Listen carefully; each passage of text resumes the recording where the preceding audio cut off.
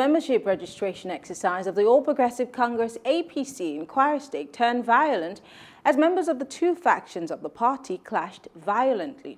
The APC Registration and Revalidation Committee called the meeting to ensure a smooth registration exercise amidst the protracted crisis in the party in Kwara, which worsened after the removal of Bashir Bolarunwa as the party chairman. The fracas allegedly started after supporters of Governor Abdul Razak stopped Bolarunwa and his supporters from entering the banquet hall for the meeting. Now let's take a look at that video, and when we come back, I'll introduce my guest.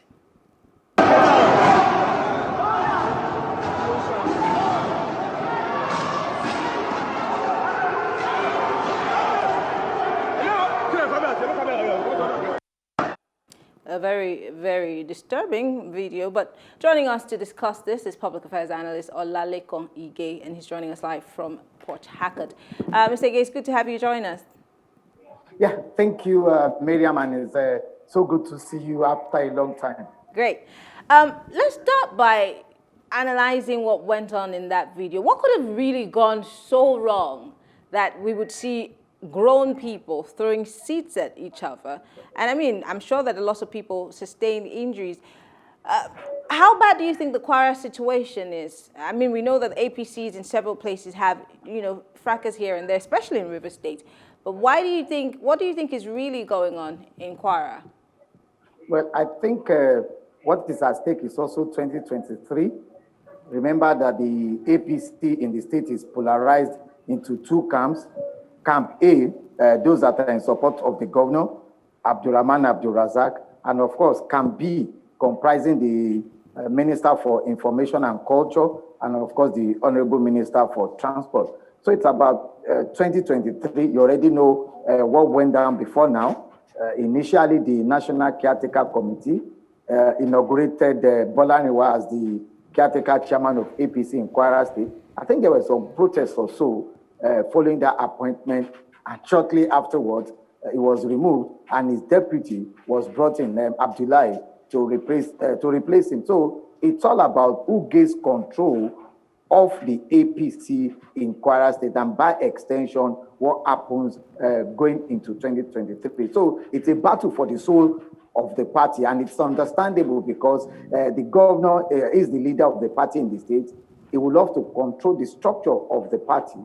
Those allegedly opposed to him, talking about the Minister for Information and, of course, the Honorable Minister of State for Transport, we also want to control the party at that level. So it's all about 2023 and how the positions in the party are shared in the run-up to what to, of course, dovetail into maybe local government elections in the state, maybe party primaries to elect and select candidates for the party at the various levels. So it's all about who controls the party heading to 2023. Now, the president, I'd just like to put it out there. Weeks ago, we had members of the both factions of the APC in Kwara on the show talking about, the sacking of their party chairman and, of course, his replacement. And one faction kept insisting that they still had a party chairman, and they did not get any communication from the National Working Committee. But let's move away from that. Recently, Mr. President flagged off the revalidation and registration exercise for the APC nationwide.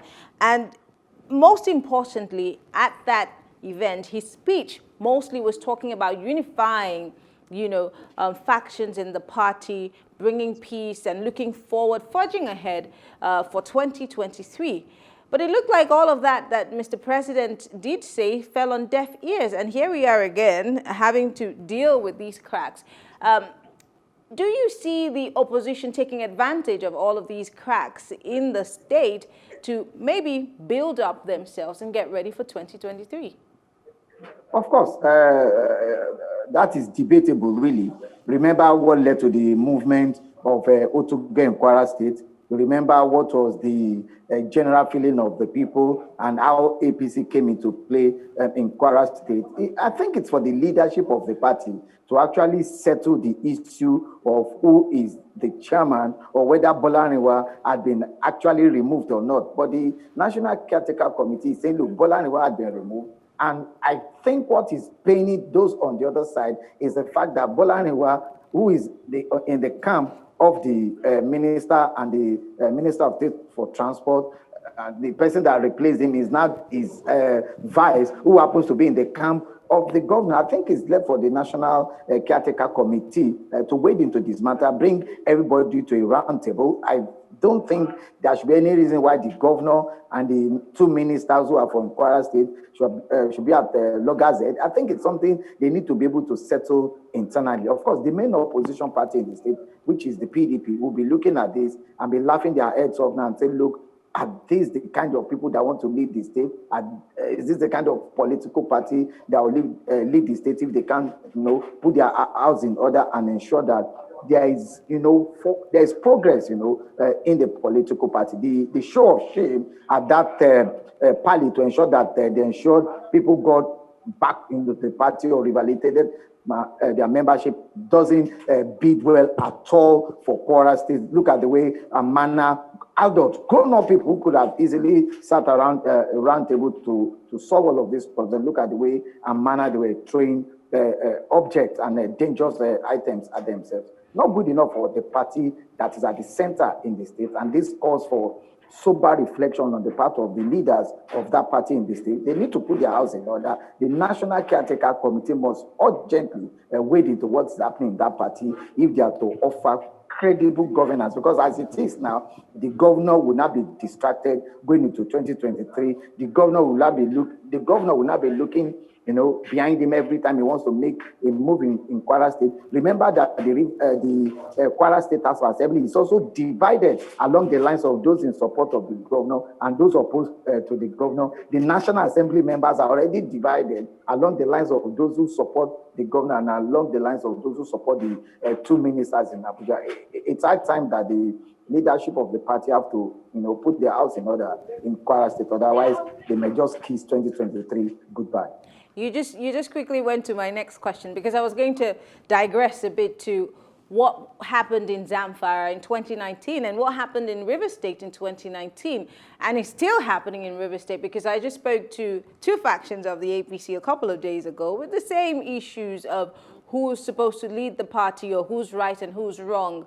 I mean, it might not be so clear, but egos are at play right now, and these are three big egos for Kwara State. Could these egos risk the party of losing their tickets come 2023? That is why I said the leadership of the party must bring these actors together. But the leadership of the party has done that already. What else can the leadership of the party do? I think the leadership of the party has not clearly taken sides. One person was chosen as the caretaker chairman of the party. Remember when the Bola Arewa was chosen as the caretaker chairman of the party in Kwara State? There were protests by the opposing camp. You understand? They actually protested to the National Secretariat of the acting National Caretaker Committee. After that protest, what happened? The man was suddenly removed, and his vice, who happens to belong to another camp, was also brought in.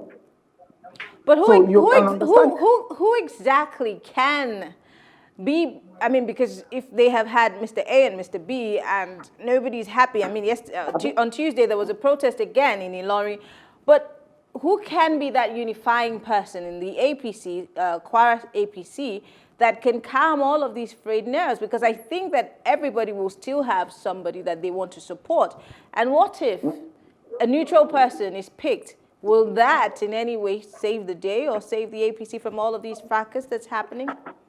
Yeah, as it is now, can there be anybody neutral in APC in Kwara State? There are two camps already, clearly two camps already in Kwara State. The governor on one hand and the two ministers representing Kwara State on the other hand. So that's why I said the National Secretariat has the duty here to ensure that they bring both sides together. There has to be shifting of grounds. There have to be spirit of give and take. They need to negotiate what is really the problem. And like I said, it's all about 2023. The supporters of the governor are afraid that, look, if we allow the two ministers who are in Abuja control the party structure, it means they could wake up one day and say, look, the sitting governor will not be returning in 2023. So you can understand why the governor has his fears as to why he should dominate those who will hold all of these party offices. So it's a spirit of give and take. And the people that are opposed to the governor are also afraid that, look, if we allow the governor to control the entire party structure, it means our supporters may also be knocked off, of all the party offices. So, it's a catch-22 situation here. So they need to balance the power. They need to find out how they can share the offices to the benefit of both sides. Otherwise, both sides may end up losing in the long run, and of course, the party itself may be the loser in the ultimate long run. Well, finally, can we say, looking at the APC generally, and I'm talking about all of the 36 states of the federation, thank goodness there's Zamfara, which they have somewhat found a common ground for reconciliation, but can we say the APC's house is crumbling by their inability to manage these crises in different areas? Because other parties, like I said earlier on, could take advantage of this, public sentiments, especially that show of shame yesterday. Yeah, I think that's one thing political parties need to be able to manage in Nigeria. It's not just a problem of the APC. We've had it even in the People's Democratic Party and other political parties. A lot of parties need to rein in discipline, one. Two is to also be able to tell the leaders of these political parties that dissent does not mean that they don't like the party. The party is usually made up of different tendencies. It's usually made up of people of different background, different orientation, different ideology, different perception about things. It is the responsibility of the party to manage all these different tendencies and put everybody on the table. So disagreement in itself is normal in politics, but what is the ultimate is the ability of the leaders of that party to bring together all different tendencies and put them on a road that leads them to what they are supposed to do. The number one reason why political parties exist is to capture power.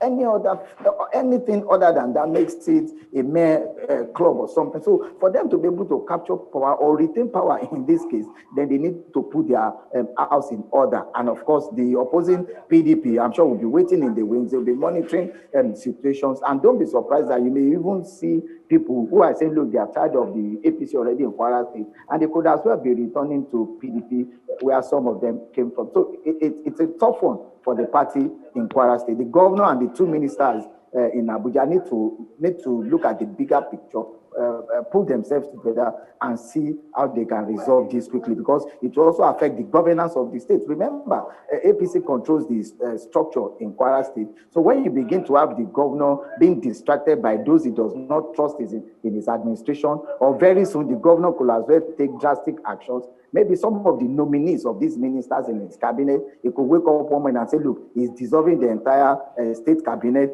just to ensure that he puts only his own men into the, So you begin to divide, the party. The governor himself begins to get distracted from the governance of the state, because he's more interested in what happens in 2023. And to be able to do that, then he needs to ensure that all his men are in place. And to do that, he needs to be constantly on his toes. Those opposed to him too will also be constantly on their toes. So it's a tough one, really. Well, always a dog-eat-dog world out there when it comes to politics in Nigeria. But Olalekan Ige is a political analyst, and he's joining us live from River State. Thank you very much for speaking with us. Thank you, Miriam. All right. Well, we'll take a short break. We thank you very much for being part of the conversation. When we come back, I'll give you my take.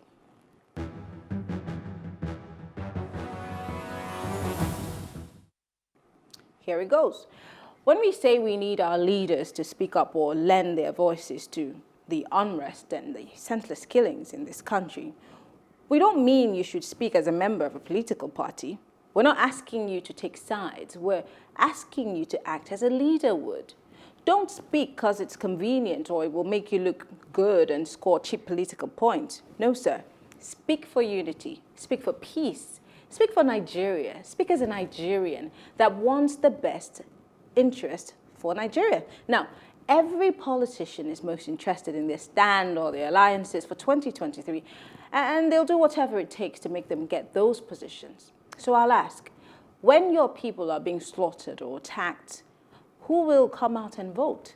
Especially if there's a fear to move about. Who are you governing if their lives are not prioritized? All I'm saying, sir, is let's not play politics with these tensions, be they ethnic or regional. nip them in the bud before it explodes. A word, they say, is enough for the wise. Well, I'm Mariana Cohn, thanking you for watching Post Politics. Have a good evening.